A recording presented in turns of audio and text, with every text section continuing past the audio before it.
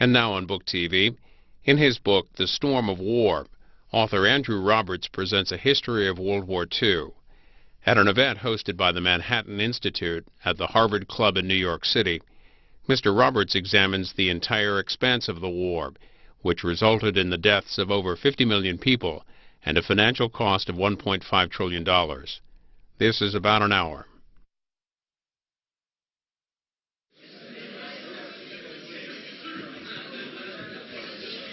Good evening, everyone.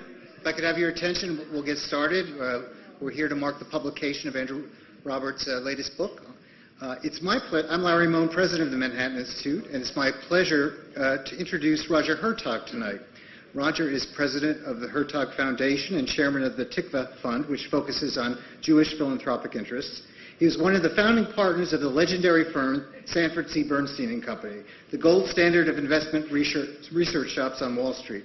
He also served as the firm's president before its merger with Alliance Capital Management in 2000 and retired from its successor company, Alliance Bernstein, in 2006. For 10 years, I was privileged to work with Roger when he served as chairman of the Manhattan Institute. His energy and strategic brilliance helped to bring the Institute's influence to a whole new level. Since 2007, Roger has served as chairman of the New York Historical Society, which has also experienced a renaissance under his leadership. For his many philanthropic endeavors, he was awarded the Medal of the National Endowment for the Humanities in 2007 and the William E. Simon Prize for Philanthropic Leadership in 2010. More to the point for tonight, he is a voracious reader and passionate student of history. Please join me in welcoming Roger Hertog.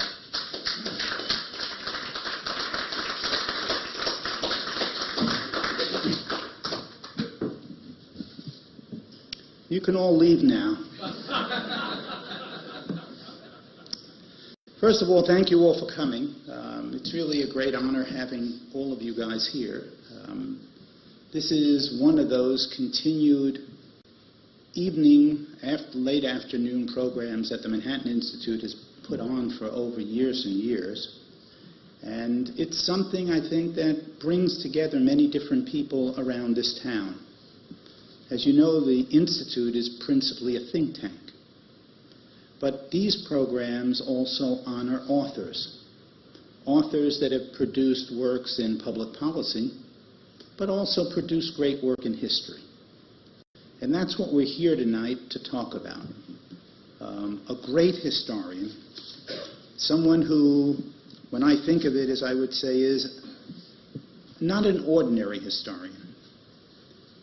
It would be, in my view, the most egregious of understatements to say that Andrew Roberts doesn't know what the term writer's block means.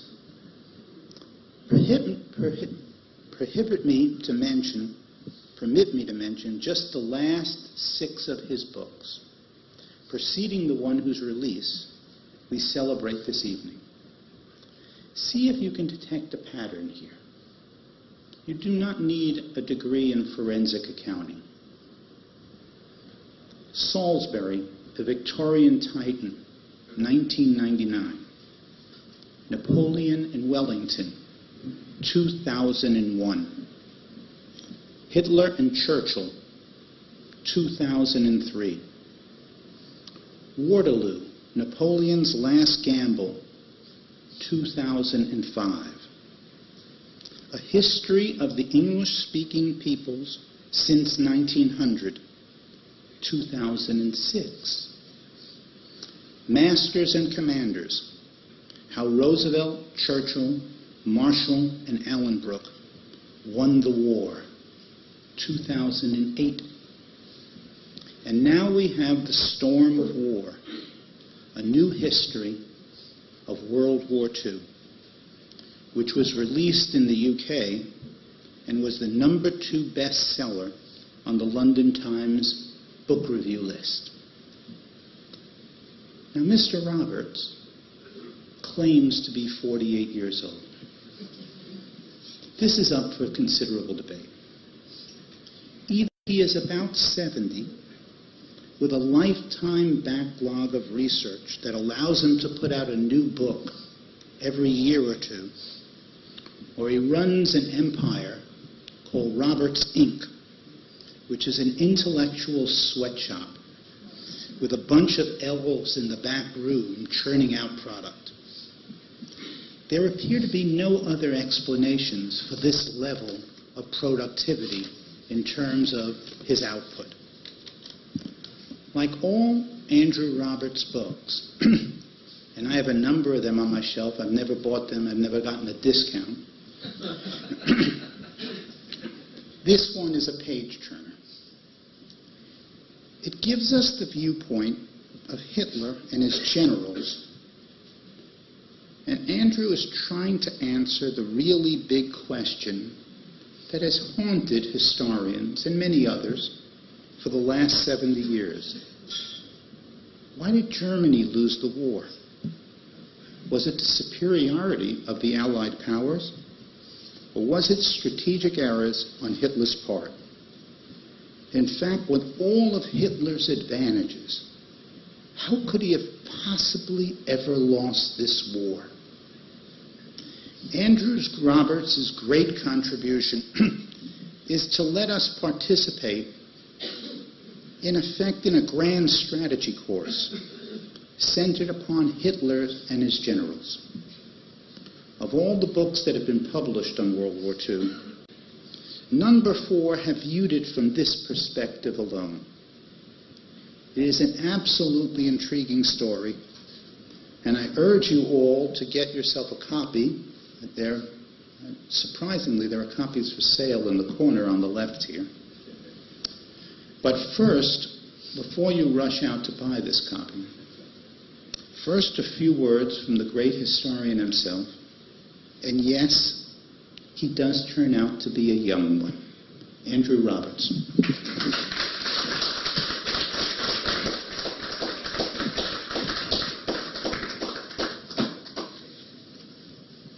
Ladies and gentlemen, it's a great honour to be invited to address you this evening, and thank you very much indeed, Roger, for those kind words. It's perfectly true that my book got to number 2 on the bestseller list, beaten only by Michael Jackson. There we are. In the course, and I'd also like to preface my remarks by saying what an honour it is to appear under the auspices of the Manhattan Institute, of which I'm a great admirer. On the way out here, in fact, just as I was listening to the radio news, it had a reference to works and research done by the Manhattan Institute. And that is pretty fantastic. It boosted me no end to think that you are firing on all cylinders in the way that you are.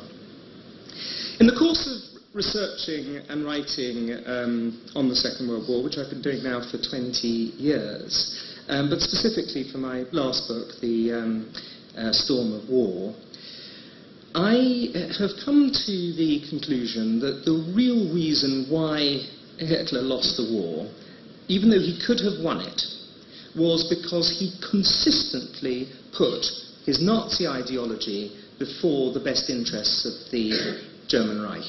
Every time there was a diversion of the ways between his fascist fanaticism and the best interests of the Wehrmacht, he always went the Nazi route. And this is the underlying reason for his defeat.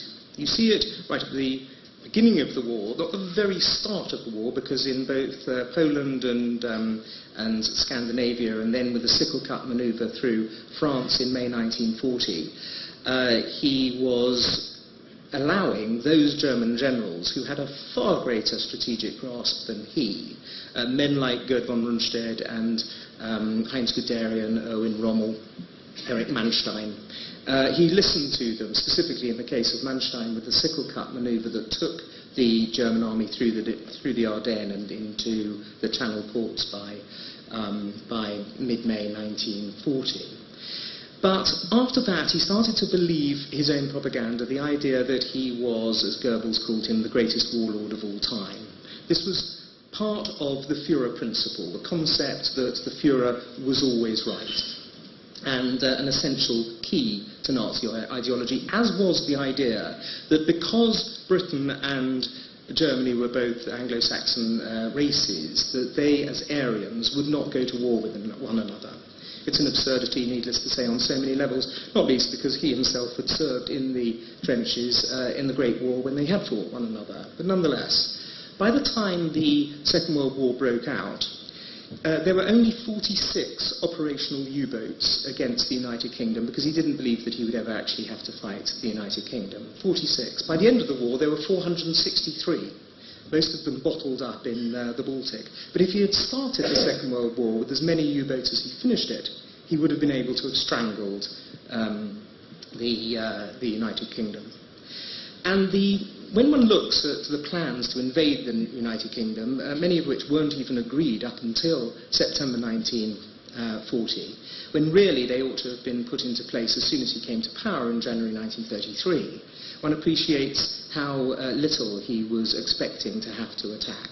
There is the infamous Sonderverhandlungsliste, which is the list of 2,820 Britons who were going to be shot on sight, or at least when they were arrested, by the SS when the Germans successfully invaded. In that list, you will see Sigmund Freud, who died in 1938. You'd see Aldous Huxley, who had come to live in America in 1936. And there were many other schoolboy howlers of that kind. Indeed, when Rebecca West and Noel Coward found out that they were on the list, Rebecca West sent a telegram to Noel Coward saying, "My dear, the people we should have been seen dead with." On the 25th of August 1940, a lone Heinkel 111, which was lost, it turns out, dropped its bombs on the City of London. This was the first actual bombing of London. It came at a vital time. Up until that period, the Luftwaffe had been concentrating on the aerodromes, the great aerodromes, RAF aerodromes of southern England, Manston, Port Lympne, Biggin Hill. And they had smashed the command and communication systems, they had smashed the control systems, they had turned most of the actual runways of the aerodromes into a series of craters.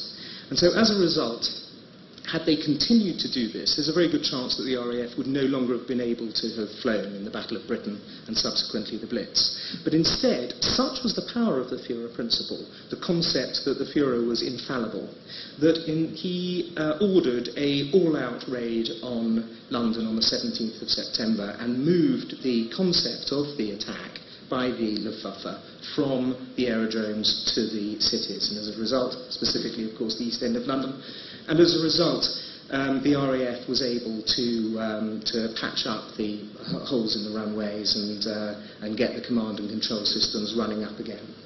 Here again, ideology was given precedence over the best interests of the Reich. You then see, with the invasion of Russia, Operation Barbarossa, a massive attack, over 3 million men attacking on the 22nd of June 1941, again driven entirely by ideology. The timing was all wrong. There were only 5 months of the rains and then 6 months of the winter, the snows of Russia. But because half of Europe's Jews lived in the USSR in 1941, because he had been waiting for and trying to get a final, as he called it, a final reckoning with the Bolsheviks who had been fighting on street corners since the 1920s, because he wanted a Lebensraum for his master race over the Untermensch, the subhuman Slavs, who he believed would not be able to put up more than 5 months of fighting. As he told Goebbels, "We will kick in the door and the rest of the rotten edifice will fall down." He unleashed this ideologically driven assault on Russia.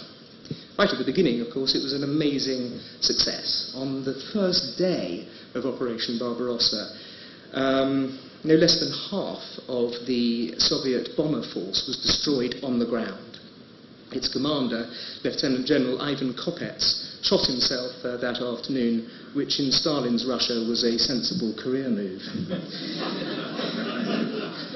Again and again, however, through the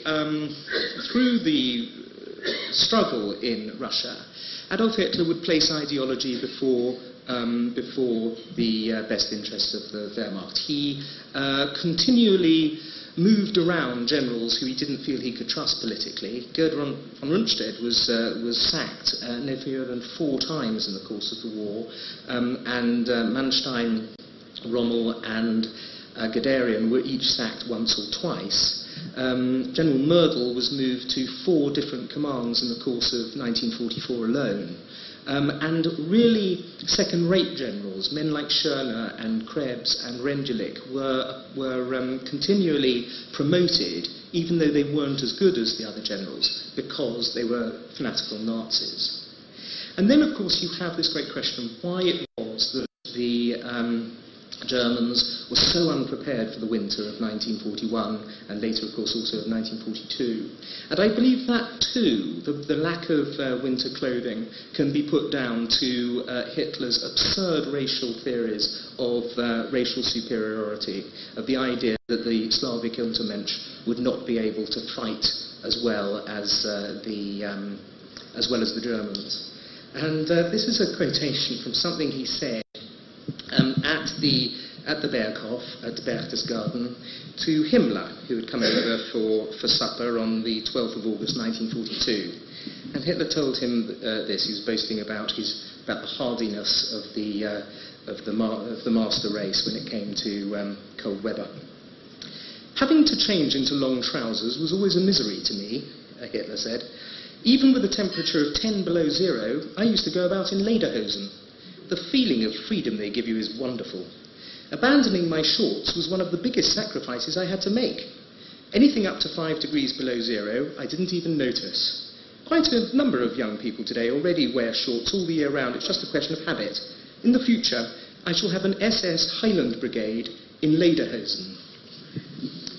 Needless to say, as a result of the on occasion, minus 40 degree temperatures that the Wehrmacht had to face in Russia, utter disaster overtook them, quite apart from, obviously, the incredible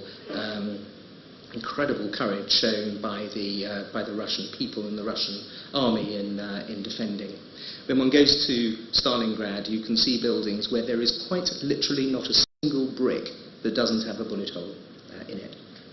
And the effect of the cold was completely devastating. This is a short quotation from Cosio Malaparte, an Italian journalist who was in the Europejska cafe in Warsaw, still there in fact, across from the railway station, when he saw the Germans coming off, the German wounded coming off the railway. And he said, suddenly I was struck with horror and realised that they had no eyelids. I had already seen soldiers with lidless eyes on the platform of the Minsk station a few days previously on my way from Smolensk. The ghastly cold of that winter had the strangest consequences.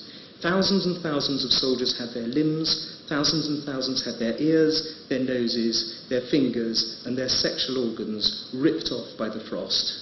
Many had lost their hair, many had lost their eyelids. Singed by the cold, the eyelid drops off like a piece of dead skin, and their future was only lunacy.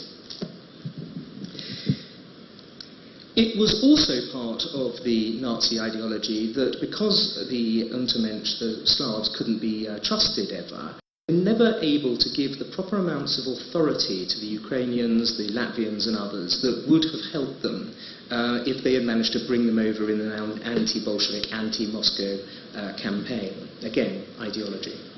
And then when we see the decision to declare war against America on the 11th of December 1941, only 4 days after Pearl Harbor, something that they did not need to do because they had no contractual treaty obligations to do this. Once again, you see ideology playing a massive part. The only Nazi leader, significant Nazi leader who'd ever been to America, Joachim von Ribbentrop, the Foreign Secretary, had spent 4 years here trying unsuccessfully to sell champagne in the 1920s. But that was nevertheless considered by the rest of the Nazis who hadn't been here to mean that he was a great expert. And he said that because America was run by Jews and by African Americans, therefore they couldn't possibly get together an army that would land in Western Europe until the year 1970. He obviously, by the way, hadn't looked very carefully at the actual makeup of the Roosevelt administration. And this is what he said. This is what Ribbentrop told a delegation of Italians in 1942 about the Americans. He said this: "I know them. I know their country. A country devoid of culture, devoid of music. Above all, a country without soldiers. A people who will never be able to decide the war from the air. When has a Jewified nation like that ever become a race of fighters and fighting aces?" The fact was, needless to say, that the Americans in fact landed 250,000 men in Operation Torch in the November of 1942 and started to, by May 1943, had captured as many Axis forces as were captured at Stalingrad only 3 months previously. In the calendar year 1944, when the Germans produced 40,000 warplanes, the Russians another 40,000, and Britain produced 28,000. In that same year, the United States produced no fewer than 98,000 warplanes, almost as much as the rest of the world put together. It's an uninvadable country. It was obviously an act of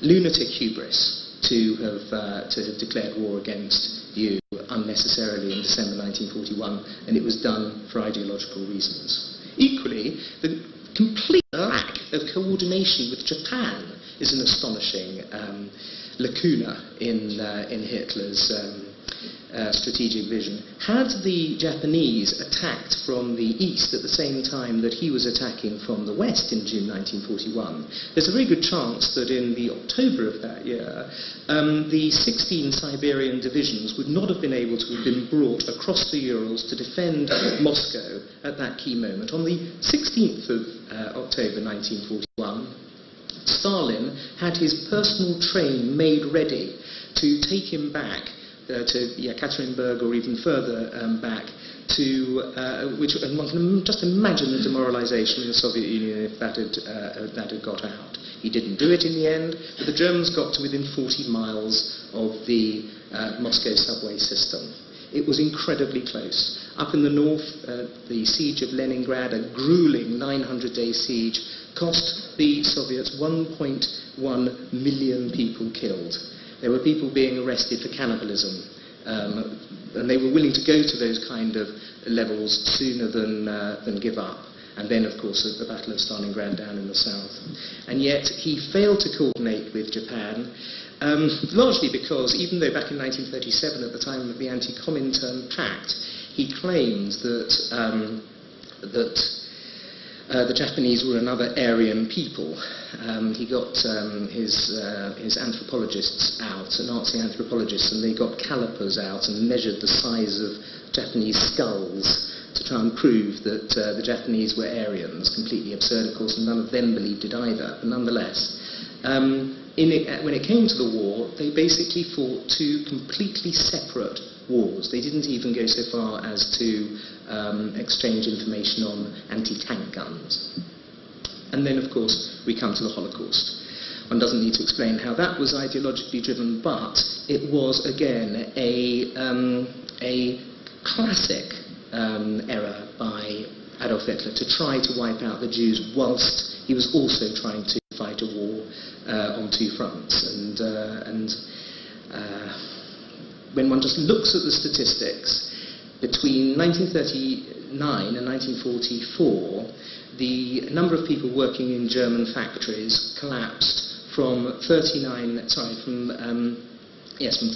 million to 29 million, a drop of over 25%. At exactly the same time as he was wiping out 6 million of his most intelligent, hard-working, productive and well-educated people. It made absolutely no strategic sense whatsoever and can only be seen in terms of ideology. And he knew perfectly well, in fact, because of his own experiences that the Jews would have fought incredibly well. In the First World War, his own Iron Cross First Class was procured for him by his adjutant of the Bavarian List Regiment, who was himself Jewish. And of course, ultimately, with the Second World War ending because of the use of an invention that was very largely created as a result of the brilliant scientific minds of many of the Jews who had left Germany, he also lost that particular great weapon as well. I once interviewed Winston Churchill's military secretary, assistant military secretary, General Sir Ian Jacob, and he said to me, you know, I often think why it was that we won the war, and I often just come back to the realization that it was because our German scientists were cleverer than their German scientists. And this can be proved statistically. The number of Nobel Prize winners in scientific subjects between 1901 and Hitler coming to power in 1933, the number was 25 German Nobel Prizes to 5 American. As a result of the great brain drain that came because of Adolf Hitler, between 1950 and the year 2000, when Germany won 16 Nobel Prizes, America won 67. So we come back, and Hitler himself is going to be quoted again here, to the question of why the Axis lost the war. And on the 4th of February 1942, again entertaining Himmler at the Berghof, the conversation got round to Shakespeare, of all things. It was probably to Lear and to Hamlet that he was referring when Adolf Hitler said that it was a, quote, misfortune that none of our great writers took his subject from German imperial history. Our Schiller had nothing to do better than to glorify a Swiss crossbowman. The English, for their part, had a Shakespeare, but the history of his Shakespeare supplied, of his country, supplied Shakespeare, as far as heroes are concerned, only with imbeciles and madmen. Now, very often, this is what, these are the explanations. People just say that Hitler was an imbecile, was too stupid, too much of a corporal rather than a general, too intellectually inferior to win the war. This is not the case. As we saw at the beginning of the war, he had stunning victories. Even the victory over Yugoslavia in April 1941 was won within 3 weeks, when he allowed his generals to have their head. He wasn't intellectually inferior either, Adolf Hitler. He was the closest thing you would say is that in his amazing knowledge of the calibers of weapons and the gauges of railway tracks and so on, and the weight of tanks and the speed of ships, he was a bit of a train spotter. That's the sort of closest equivalent, I think. But these people aren't ignorant by any means. Neither was he a madman. He went mad towards the end of his life. Who wouldn't, knowing that he was going to die? The last 3 months of his life, after about February 1945, there was clearly no way out. And yes, then he started to act irrationally. But I don't believe it's either in his stupidity, his imbecility, or his lunacy that we see the real reason why Adolf Hitler lost the Second World War. No. The reason that the Axis powers lost was that Hitler was a fanatical, unregenerate Nazi. Thank you very much indeed. We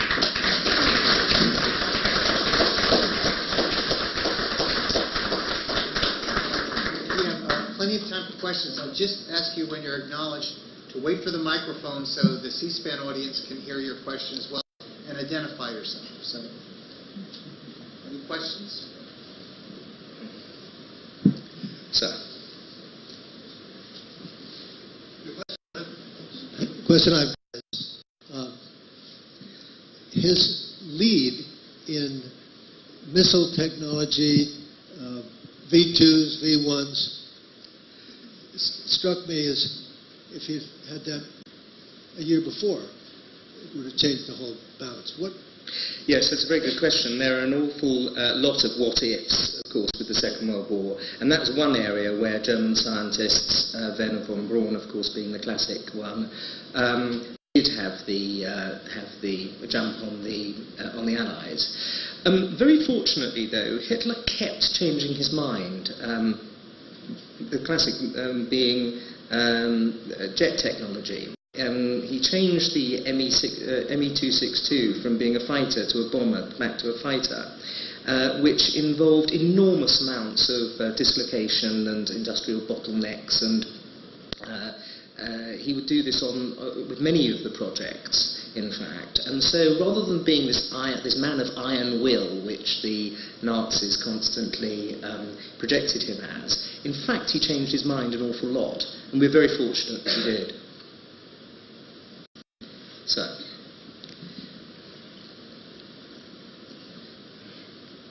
Tom, say, how deep in the German people did that Nazi fanaticism go? Or was it a situation where most of the people were simply doing what they had to do for fear of being executed and going to prison? But how deep did the Nazi ideology go? Well, you see from the fanatical resistance in 1945, especially amongst the youth, that those people who had 12 years of Nazi ideology being shoved down their throats from childhood since 1933 did tend to believe it and would act on it, and fought. The last army that Hitler put into the field, there were 16-year-olds and 15-year-olds. Some indeed in the Battle of Berlin, 14-year-olds. And so, of course, these people had their entire lives just been listening to the propaganda and ideology of National Socialism, and so it wasn't surprising that they were imbued with it. Not true, though, of course, with the men further on up the military scale. It wasn't, of course, until the 20th of July 1944 that they let off a bomb successfully, that the German generals let off a bomb successfully under Adolf Hitler, but they did try on earlier occasions, and although they are obviously a tremendously brave and fantastically courageous group of people, the people who were closely involved in that particular bomb plot, by and large, the German officer corps and the German general staff, and certainly the German generals themselves, were a very ambitious group who were quite willing to outmaneuver each other. They were quite willing, if one was sacked, to jump into his place. They took large amounts of cash, just straightforward money from Adolf Hitler, estates in Poland and so on. There was a venal side to them, as well as a moral cowardice to quite a lot of the German generals, which I go into in some detail in this book.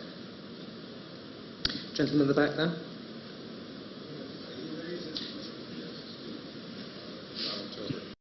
You raised a question in the literature up to this talk about why the panzers were held back at Dunkirk, and I was curious. I'd never heard that. Yes. Thank you for mentioning that. It's the question was why on the 24th of May 1940, 71 years ago today, as it turns out, were the panzers, Kleist's panzers, who had virtually surrounded the town of Dunkirk and were on the heights above the town, given the order, given the notorious halt order, which, because they then didn't go down into the town, allowed the British Expeditionary Force of 250,000 men and then some 80,000 French to escape. It was finally countermanded on the 28th of May, and by that stage the Dunkirk evacuation had started. And the answer, well, many historians have given many different answers. One argument that I believe that I have comprehensively disproved with new information in this book, which I'm going to display because you should always display the product. is that when conspiracy theorists tell us that he deliberately allowed the British Army to escape because he wanted to make some kind of peace deal with Britain, or at least with appeasers in the British government. In the course of researching this book, I came across a letter in a completely new archive called the Ian Sayer Archive, a businessman in England who has 100,000 papers and documents and diaries and letters and photographs which have never been seen by any historians before me. And you can imagine how exciting it is for a historian to get into something like that. You're like a child in a sweet shop. And one of the letters that I found was from Major General Alfred Jodl, the commander of military operations of the Wehrmacht in the Hitler headquarters, who was writing to say that on the 24th of May, that he believed that the Führer, that he had been speaking to the Führer, who is totally confident that there is now no way that the British can escape, and he is going to scoop up the whole of the British Expeditionary Force. The exact wording is in the book, of course. And so I think this completely undermines the idea that Hitler wanted the British to escape, not least because, of course, he would have been in a far stronger position in terms of negotiations and peace negotiations if he had managed to capture the British Army. It makes no sense. So the real reasons, to come back to your question, the real reasons why he supported Rundstedt in signing the halt order, totally against the pleadings of men like Rommel and Kleist, and I think Guderian as well, was that having fought in the First World War, he knew that 14 days, 2 weeks, continuous fighting was exhausting for any troops. He had already committed armour in Poland and found that in the built-up areas they took a heavy toll. Easily the least defended part of a tank is its roof, and so they feared attacks from above in built-up areas. They also feared that the dikes were going to be flooded and that he could have lost armour like that. And they also feared a French counterattack from the north, which never materialised. But nonetheless, it could have. And so, for these reasons, and probably some others that historians have also come up with, he put out this order, and it took 4 days before he realised how disastrous it was. Goering had promised him that he was going to be able to destroy the British Expeditionary Force from the air, and no ships were going to be able to pick up the troops from the beaches anyhow. When one thinks that we lost no fewer than 9 destroyers and I think 2 cruisers, certainly 1 cruiser, in the Dunkirk campaign, it was tremendously expensive in a naval sense as well. Roger.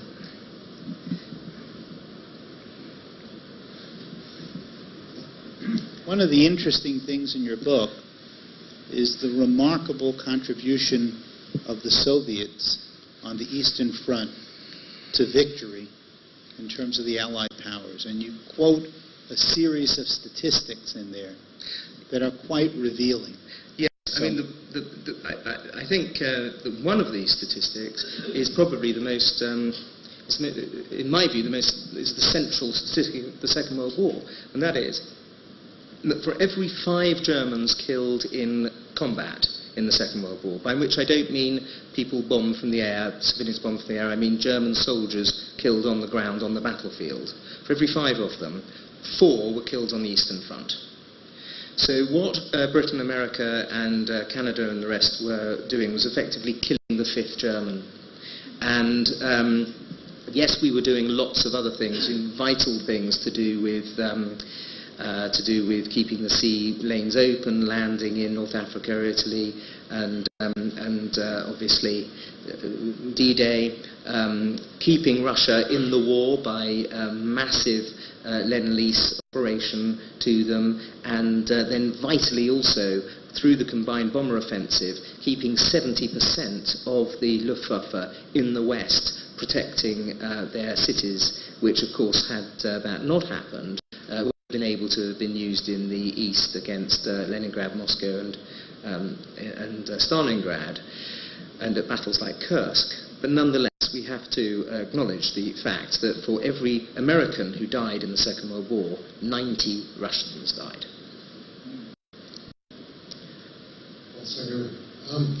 You named, of course, a number of ideological elements that entered into major episodes and major themes. And of course, he did lose the war. I'm just wondering whether it was really, really close. In other words, he didn't have to do all of these, and were there one or two that, in the absence of them, he would have won the war? I'm thinking in particular, of course, not just of the Russian escapade, but the North African campaign, and perhaps a different way of approaching, or good luck instead of bad luck, on the beaches of Normandy in June of '44. Yes, well, no, Paul, very good question. I think that had he devoted a fraction of the 3 million men, 186 divisions, that he unleashed in Operation Barbarossa against the Russians in June 1941, had he sent a fraction of those down to North Africa, he would have flung Britain off the certainly out of Egypt. We had skeleton forces in Iran and Iraq at that time, and he would have been able to have cut Britain off from 80% of its oil. The expense, both in terms of blood and treasure, of getting oil across from America was enormous at the time of the Battle of the Atlantic, because in January 1942 the Germans had added a fifth rotor to the Enigma machine, meaning that our ultra-decrypt suddenly just turned into gobbledygook. And it wasn't until December 1942 that the boffins at Bletchley Park were able to break back into the German codes. So, and in that time, the sinkings of merchant vessels and naval vessels skyrocketed. So, yes, had he then been able to clear us out of the Middle East, he would have been able to have attacked from Iran into the Caucasus, and only gone a fraction of the distance that he needed in order to cut Stalin off from 80% of his oil, rather than coming all the way across 1,000 miles from Poland. So yes, there are plenty of other alternative strategies. The other one that you mentioned, of course, is a bit more problematic. It has panzer divisions, which a massive dislocation of the attack. However, when one looks at the air superiority that the Allies had by the 6th of June 1944, when the Luftwaffe was able to fly only 319 sorties that day, the Allies flew 13,688. And so, you know, however well your armour might do, if you have your tanks being taken out from the air, then it's pretty much an open shut case. So, gentleman at the front here on the side.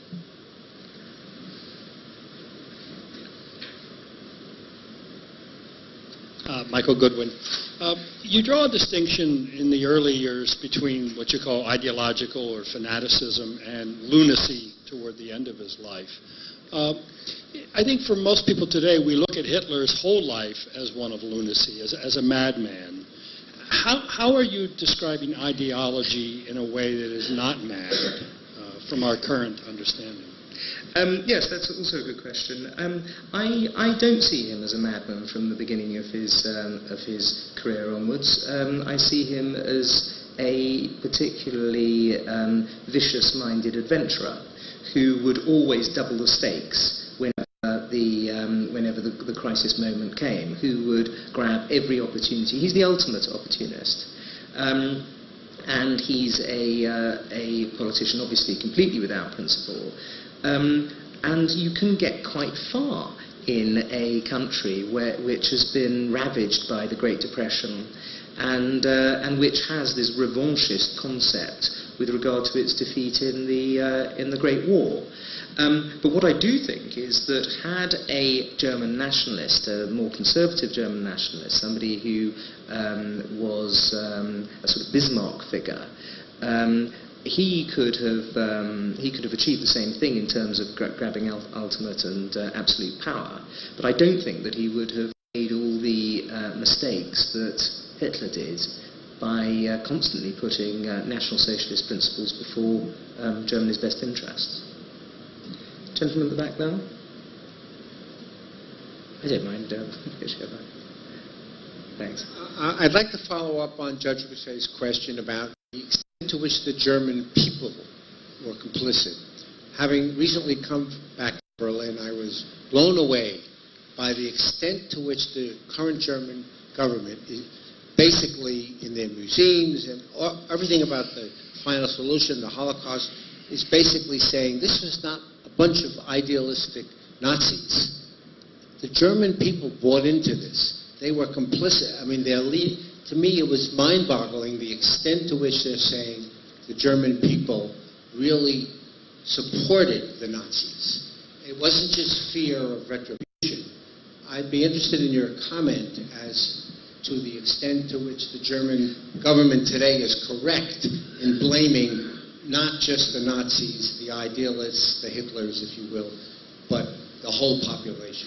Oh yes, no, I agree with the German government wholeheartedly, and I think it's very brave of the German government to say it as well. But the fact is that there was coercion, obviously, but there was very little political coercion at the polls to get those enormous plebiscite majorities that Hitler won.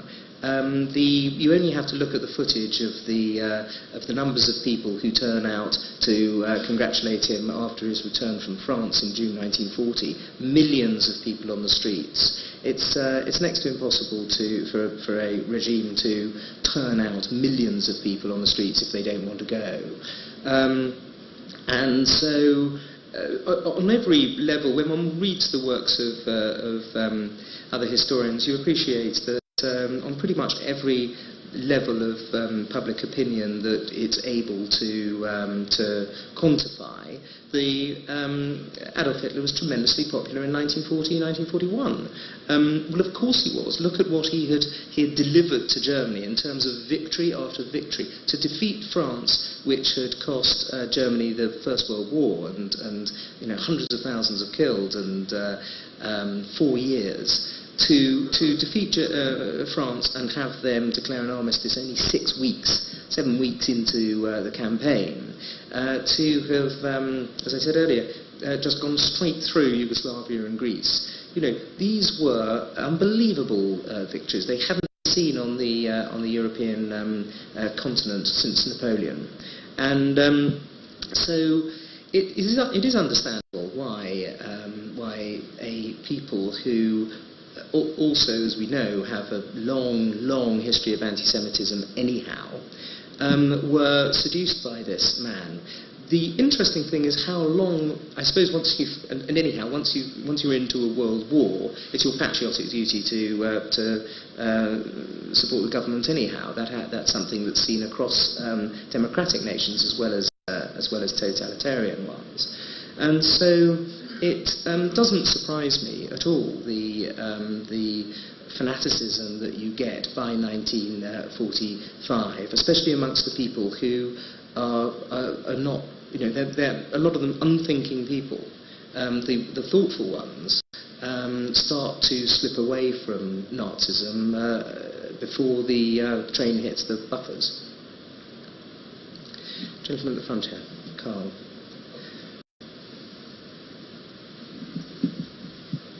Hi, Carl Anderson. I have a question about your ideas about the origins of Hitler's anti-Semitism. How much of it was the fact that he was deeply, inherently anti-Semitic versus being an opportunist? It was a useful ideology, very popular. You could use it to amass great power. Yes, it's a very good question, and one that is very strongly and heatedly debated too. Where are the roots of anti-Semitism? And there have been so much work done, so many books on this. You will have people who will say that as Adolf Hitler became an anti-Semite through monocausal statements. You know, he was supposed to have caught venereal disease off a Jewish prostitute. His mother's doctor, who failed to diagnose her cancer, was Jewish. He was turned down by the overwhelmingly Jewish artists in his youth. He was any number of sort of sexual psycho reasons, which none of which hold any kind of water, at least for me whatsoever. The fact was, though, that the fifth-rate tracts that he read as a penniless artist,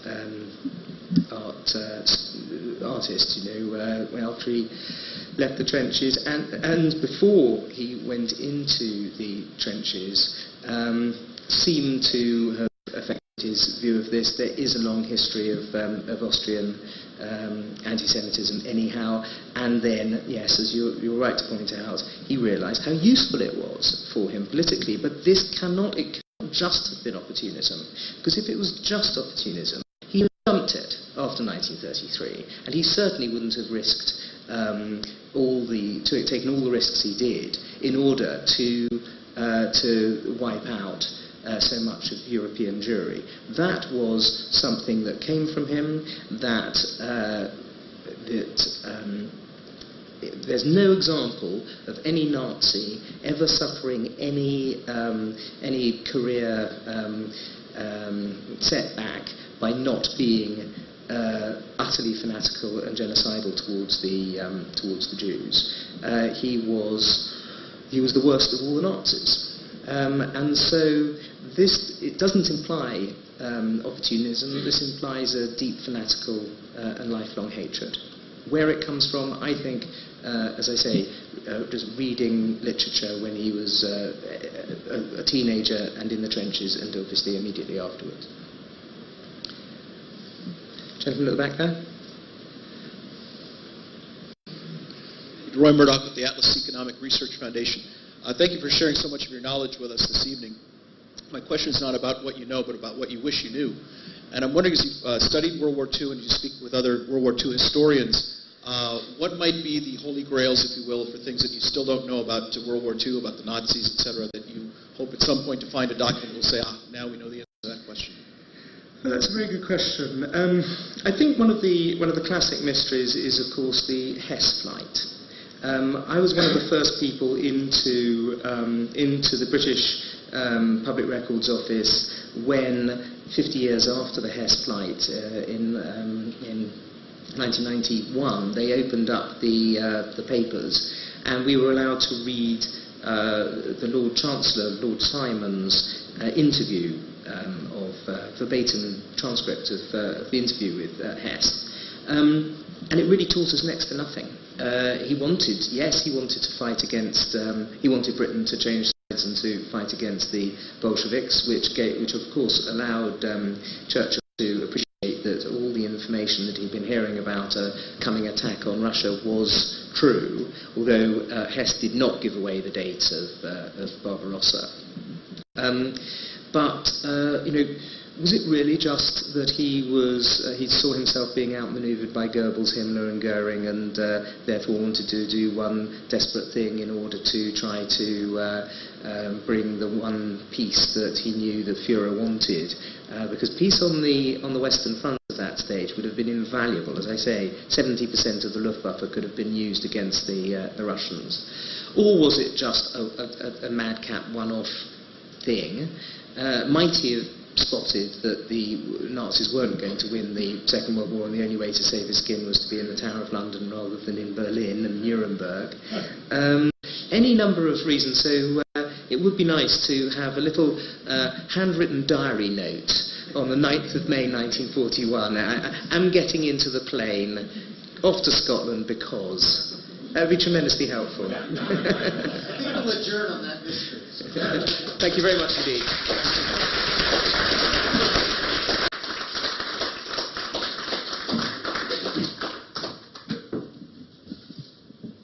You can all leave now. First of all, thank you all for coming. It's really a great honor having all of you guys here. This is one of those continued evening, late afternoon programs that the Manhattan Institute has put on for over years and years. And it's something, I think, that brings together many different people around this town. As you know, the Institute is principally a think tank. But these programs also honor authors. Authors that have produced works in public policy, but also produced great work in history. And that's what we're here tonight to talk about. A great historian, someone who, when I think of it, as I would say, is not an ordinary historian. It would be, in my view, the most egregious of understatements to say that Andrew Roberts doesn't know what the term writer's block means.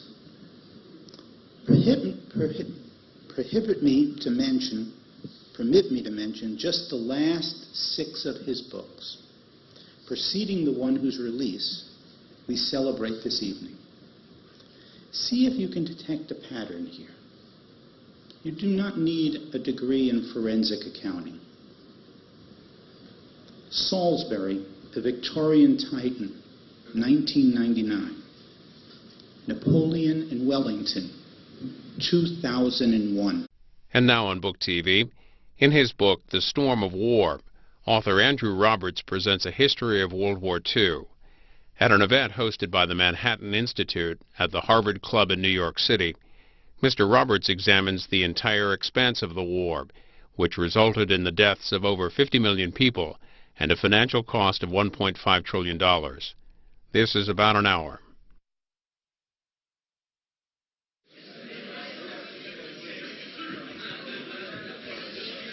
Good evening, everyone. If I could have your attention, we'll get started. We're here to mark the publication of Andrew Roberts' latest book. I'm Larry Mohn, president of the Manhattan Institute, and it's my pleasure to introduce Roger Hertog tonight. Roger is president of the Hertog Foundation and chairman of the Tikva Fund, which focuses on Jewish philanthropic interests. He was one of the founding partners of the legendary firm Sanford C. Bernstein & Company, the gold standard of investment research shops on Wall Street. He also served as the firm's president before its merger with Alliance Capital Management in 2000 and retired from its successor company, Alliance Bernstein, in 2006.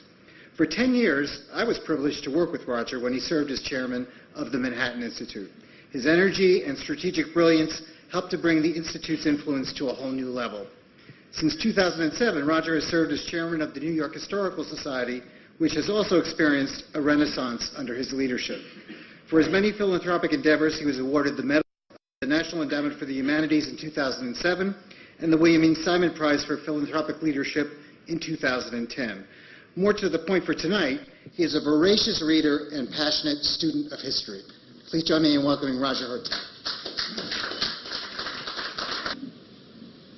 Hitler and Churchill, 2003.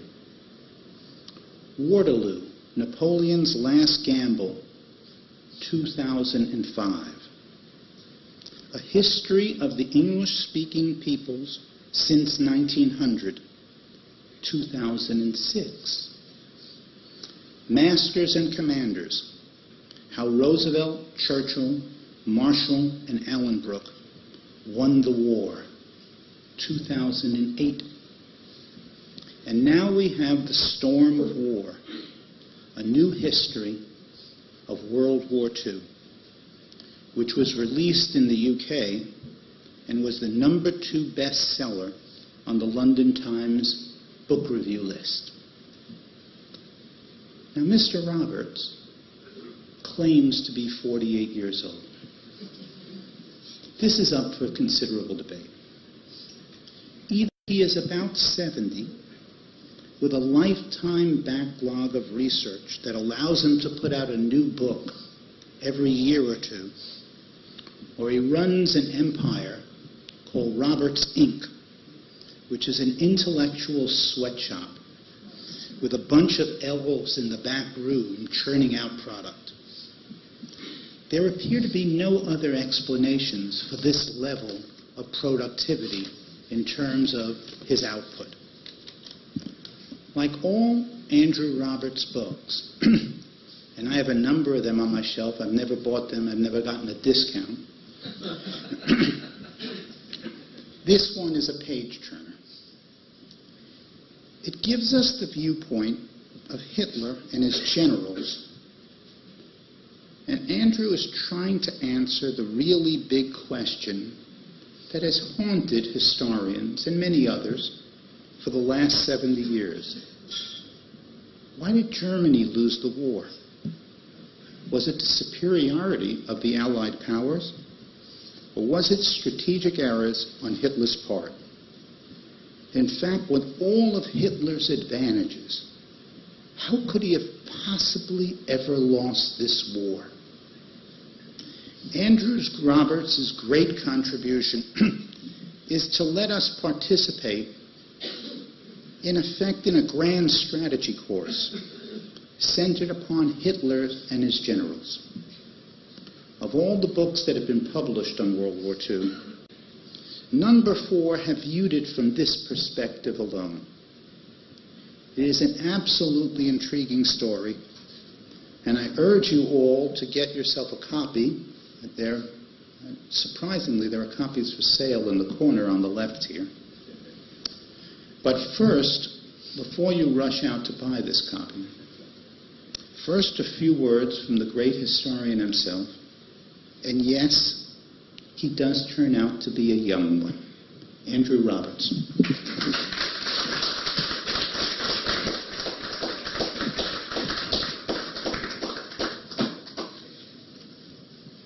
Ladies and gentlemen, it's a great honour to be invited to address you this evening, and thank you very much indeed, Roger, for those kind words. It's perfectly true that my book got to number 2 on the bestseller list, beaten only by Michael Jackson. There we are. In the course, and I'd also like to preface my remarks by saying what an honour it is to appear under the auspices of the Manhattan Institute, of which I'm a great admirer. On the way out here, in fact, just as I was listening to the radio news, it had a reference to works and research done by the Manhattan Institute, and that is pretty fantastic. It boosted me no end to think that you are firing on all cylinders in the way that you are. In the course of researching and writing on the Second World War, which I've been doing now for 20 years, but specifically for my last book, The Storm of War, I have come to the conclusion that the real reason why Hitler lost the war, even though he could have won it, was because he consistently put his Nazi ideology before the best interests of the German Reich. Every time there was a diversion of the ways between his fascist fanaticism and the best interests of the Wehrmacht, he always went the Nazi route. And this is the underlying reason for his defeat. You see it right at the beginning of the war, not the very start of the war, because in both Poland and Scandinavia, and then with the sickle cut manoeuvre through France in May 1940, he was allowing those German generals who had a far greater strategic grasp than he, men like Gerd von Rundstedt and Heinz Guderian, Erwin Rommel,